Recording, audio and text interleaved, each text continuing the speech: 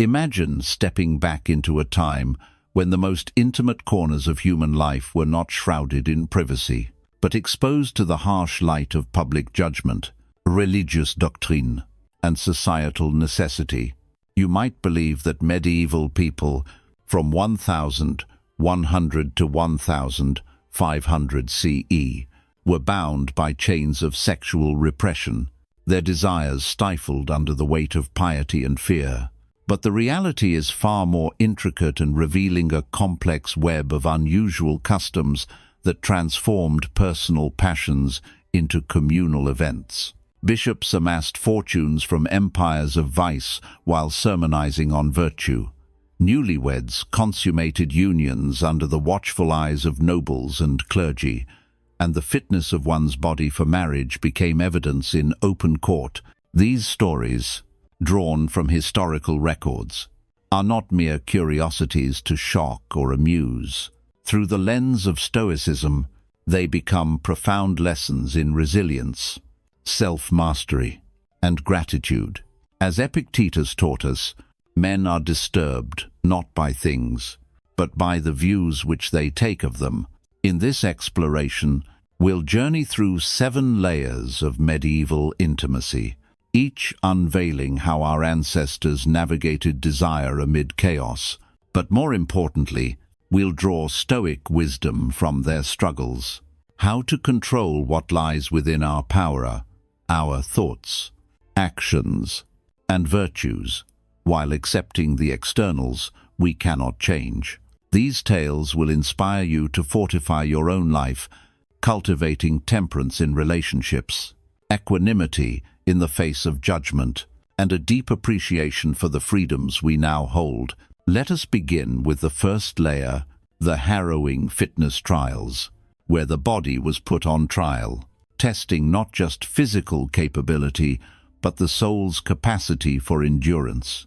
In the cold stone halls of a 1,370 York courthouse, John Sanderson stood exposed, his most private attributes scrutinized by certified examiners, midwives, and court officials. The scribe's quill scratched every detail into eternal record, descriptions of his form, responses to prodding and stimulation, and ultimate verdict on his fitness for marital duties. This was no isolated aberration. It was standard procedure across medieval Europe, from England to Italy. If a spouse, often the wife, claiming years of unfulfilled, union-alleged incapacity, the accused faced a public trial. Failure didn't just end the marriage, it stripped away dowries, social standing, family alliances, and economic security. Imagine the scene: a dedicated examination chamber in major cities, with high arched windows filtering dim light onto wooden benches lined with observers, judges, lawyers, and the accuser's kin with vested financial interests. The inspectors, selected for their expertise, wore badges of authority and followed methodical protocols outlined in medical texts and canon law. The process unfolded over hours. Initial visual inspections, tactile assessments for physical defects, tests of responsiveness using herbal ointments, temperature variations, and even primitive mechanical aids resembling early medical devices. Court documents from the era preserve the clinical brutality. The member's condition was found wanting in rigidity and endurance, or worse, notations of complete failure, despite desperate attempts. Consider the case of Walter Deonte in 1292, whose wife demanded 3 separate examinations spread over a month, each more invasive than the last. Despite interventions like herbal tonics, mixtures of mandrake and ginseng that could induce hallucinations or heart palpitation, she failed repeatedly. His humiliation etched in legal parchments. Or Pierre de Franville, in 1450 Paris, who only succeeded on his 3rd try after consuming potions laced with mercury and other toxins, risking permanent organ damage or death.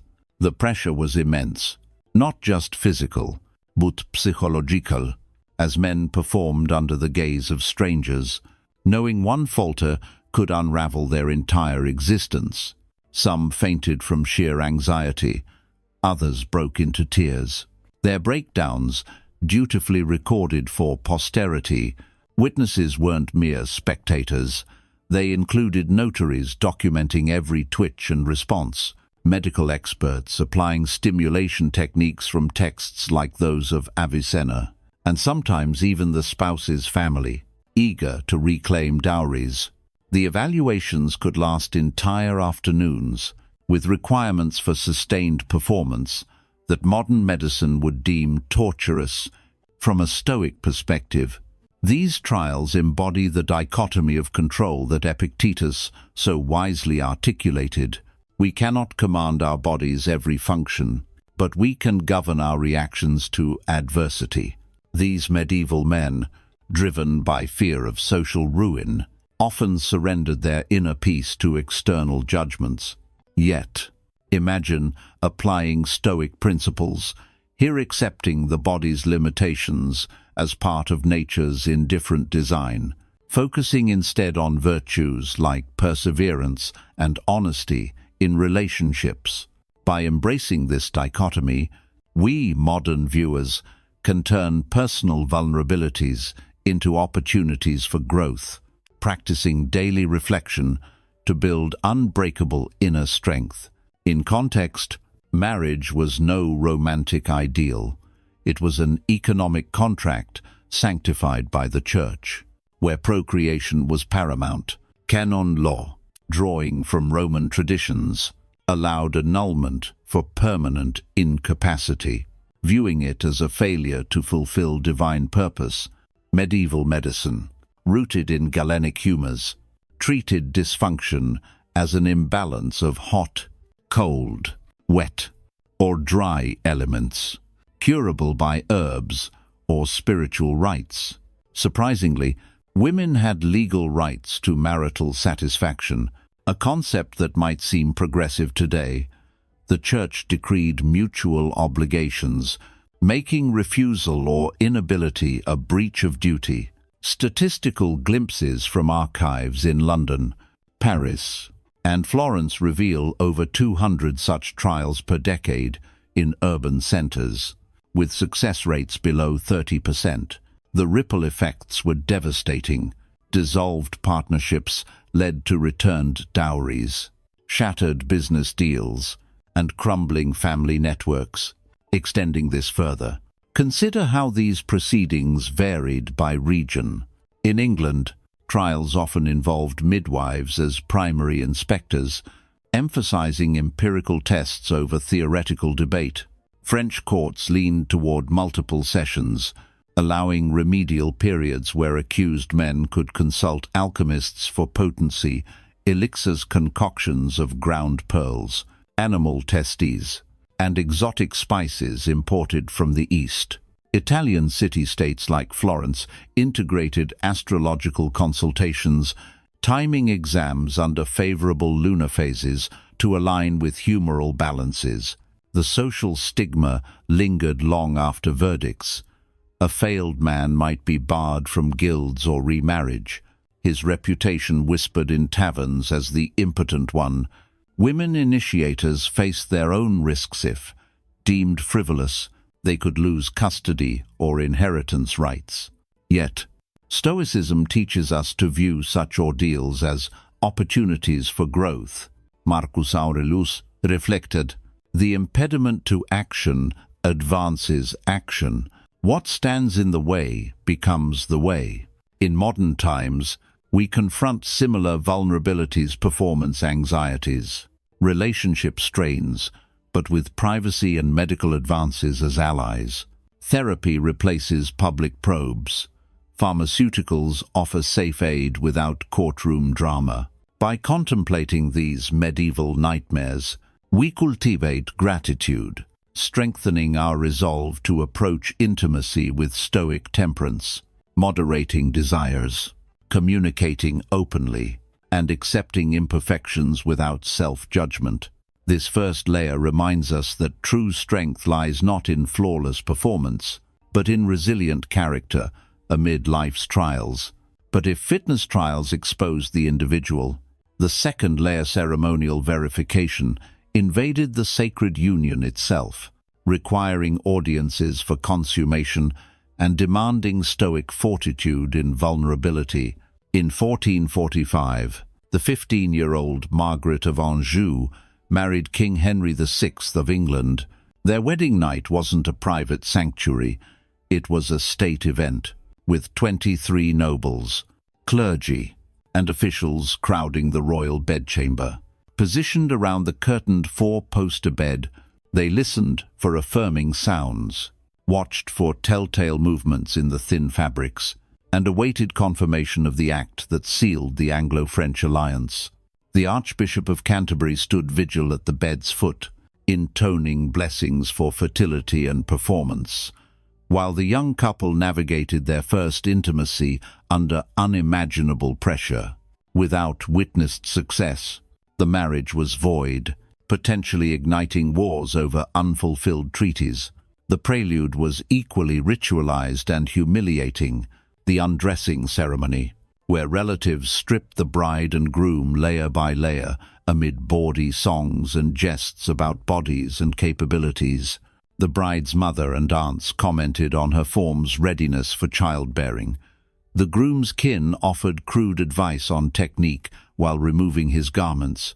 Then came the procession to the chamber, through corridors thronged with drunken guests hurling grains or flowers for fertility, often degenerating into pelting with less auspicious items. Blessed wine, spiked with herbs like saffron and rue believed to enhance vigor, was forced upon them, accompanied by priestly sprinklings of holy water on the sheets. Prayers invoked divine aid, for the woman to conceive swiftly, for the man to prove his mettle. Curtains drawn, but translucent enough for shadows.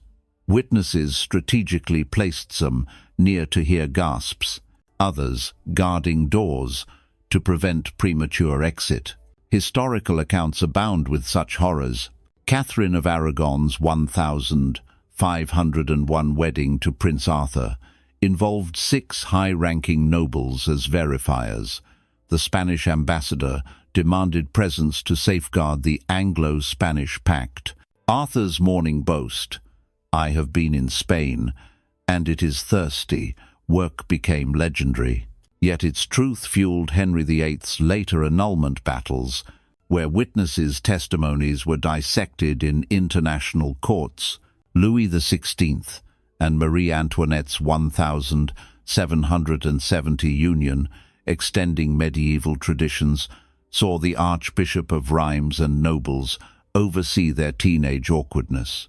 Court records reveal 7 years of failed attempts under scrutiny, the psychological toll leading to impotence rumors and revolutionary fodder.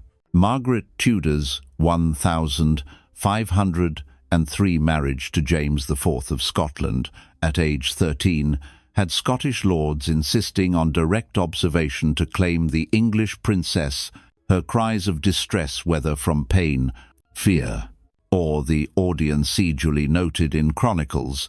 The morning humiliations compounded the ordeal.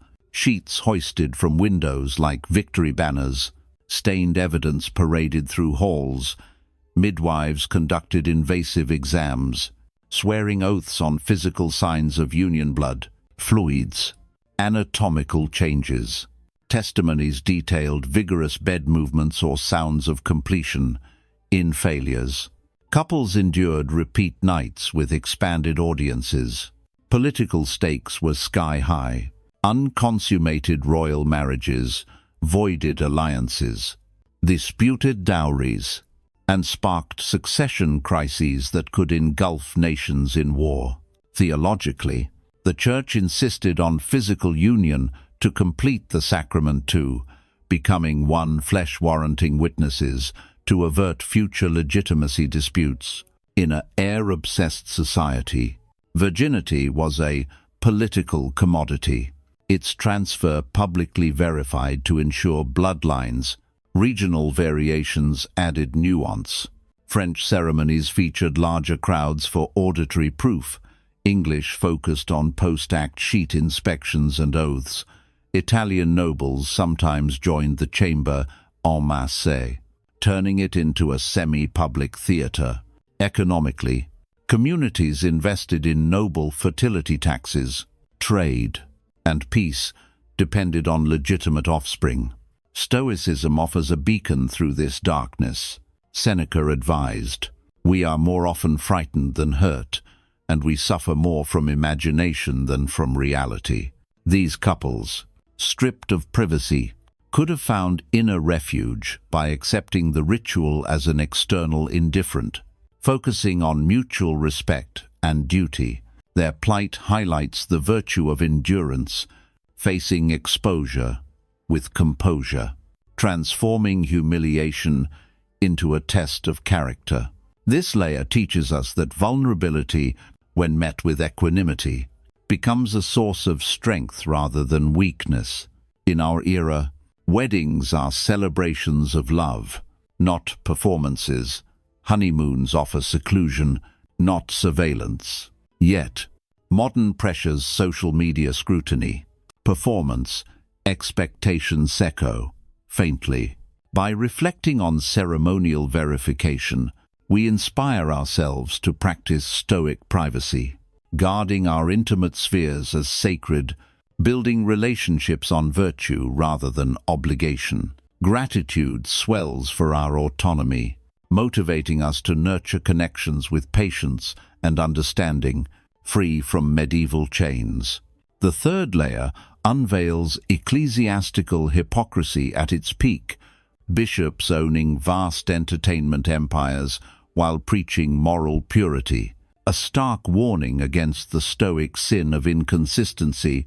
The Bishop of Winchester didn't merely tolerate Southwark's vice district, he orchestrated it, overseeing 18 establishments, employing over 1,000 women dubbed Winchester geese. These weren't clandestine dens, but official operations, with the bishop's coat of arms emblazoned above doors, published price lists for services, and structured taxation systems, funneling profits to cathedral construction and maintenance. Imagine prayers echoing in Winchester Cathedral, funded by the very sins decried from its pulpit. Facilities like the Boar's Head accommodated hundreds nightly, with rooms for every taste. The Cardinal's Hat catered to elites, boasting certified disease-free women inspected by bishops' physicians. Weekly reports tallied earnings, £20 to £40 per house, equivalent to modern fortunes through annual permits, weekly sin taxes, and fines for holy day operations, Lent bans ignored for extra fees. Recruitment was insidious. The annual Goose Fair masqueraded as a servant hiring event, drawing rural girls, only to channel the prettiest into premium roles after assessments for health and allure. Church guards patrolled for protection fees, enforcing payments and quelling violence. Women could buy retirement funds, though disease and exploitation ensured. Few survived to claim them. This model replicated across Europe. Avignon's papal complex during the papacy employed 200+ women. Taxes, funding armies, its building still standing with Vatican crests. The Archbishop of Mainz controlled chains in 6 cities. Strasbourg's bishop owned 4 sites within cathedral view. Seville's operations connected via tunnels for discreet priestly visits. Women attending masses in segregated pews before evening duties. Church councils attempted reforms. The Council of Constance, in 1414, saw bishops arrive with 700 industry women, dooming the bans. Basel, in 1431, issued condemnations from rooms above bishop-owned brothels. Theologians justified it. Augustine called vice a necessary evil like sewers. Aquinas argued, Regulation prevented graver sins like rape or adultery. Economically, it was indispensable 20 to 30% of urban church income from taxes, with profit margins soaring. A 4-pence transaction yielded 2 pence to coffers after splits. Delving deeper, the social engineering was profound. Bishops controlled recruitment, health checks, dress codes, marking workers, and even categories of honest versus dishonest providers. This wasn't scandalous then. Bishops were feudal lords, blending spiritual and temporal power vice taxes akin to mill fees. Yet, Stoicism condemns such duplicity. Marcus Aurelius urget, waste no more time arguing about what a good man should be. B1. These prelates, profiting from exploitation while preaching chastity, embodied weakness, addicted to revenue for lavish lives and wars. Their example motivates us to align words and deeds, avoiding modern hypocrisies like virtue signaling while indulging vices. By studying this, we fortify integrity, using Stoic reflection to examine our own contradictions in relationships or ethics. The fourth layer explores prescribed intimate satisfaction as medical necessity, a contradictory blend of progress and confusion that invites Stoic balance in pursuing natural goods. Medieval physicians, following Galen's two-seed theory, insisted conception required both partners' contributions, released only through peak experience thus. Female satisfaction was essential for pregnancy. This wasn't fringe. University texts like the Trotula detailed techniques, gentle stimulations with aromatic oils, rose, jasmine, for warming, positions tailored to humors, woman superior for cold constitutions, side, lying for moist ones, and aids like polished ivory devices or herbal applications of cinnamon and pepper to enhance sensitivity.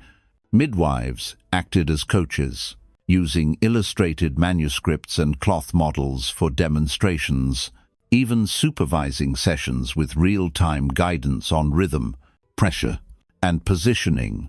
Herbal markets boomed with conception aids, ground pearls in wine for arousal, mandrake tinctures for relaxation, jade exercises for internal strength. Case studies abound.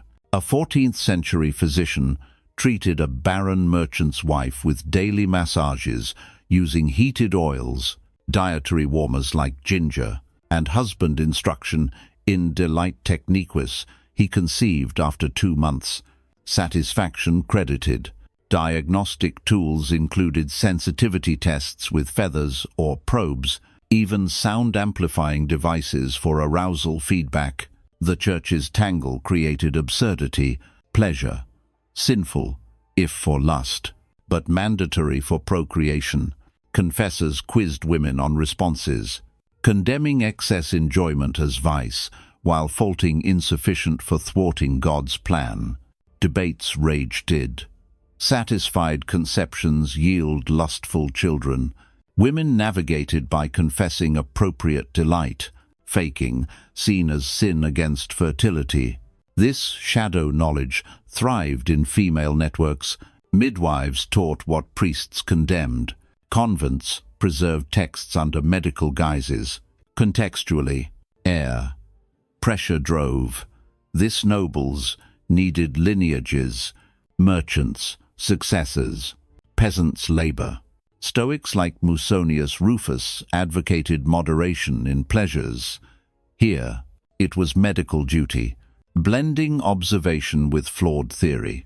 We draw inspiration, acknowledge desires as natural, but govern them virtuously, using modern knowledge for fulfilling ethical intimacy. In applying this, we can practice daily gratitude for our understanding of anatomy, turning knowledge into virtuous action.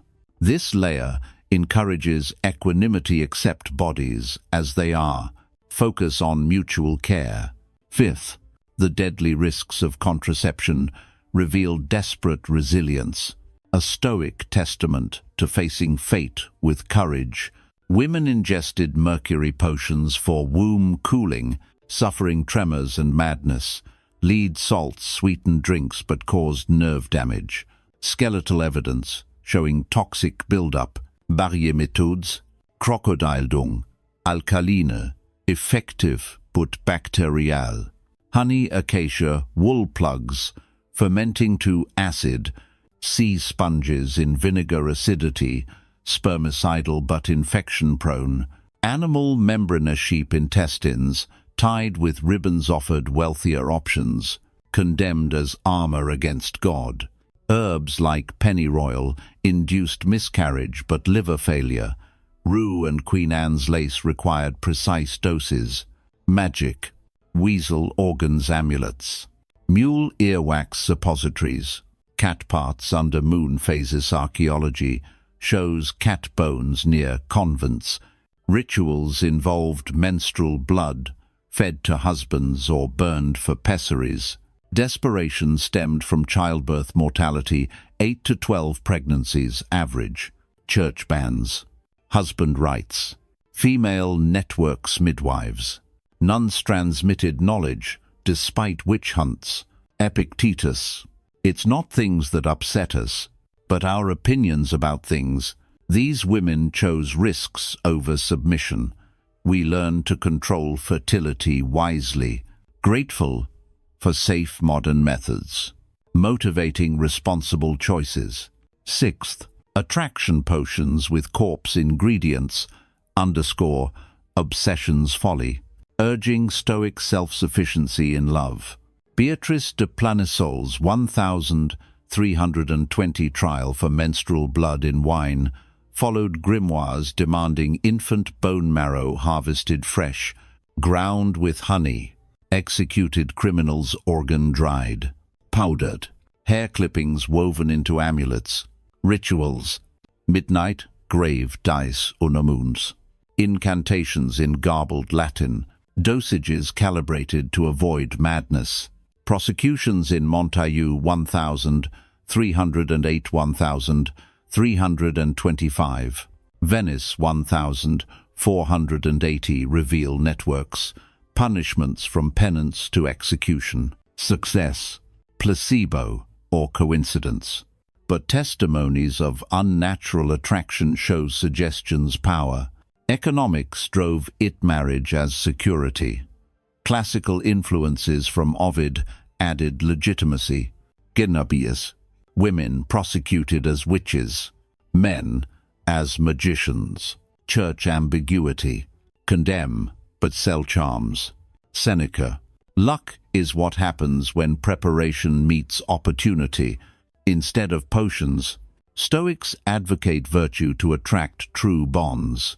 This inspires confidence in self, ditching desperation for dignified pursuit.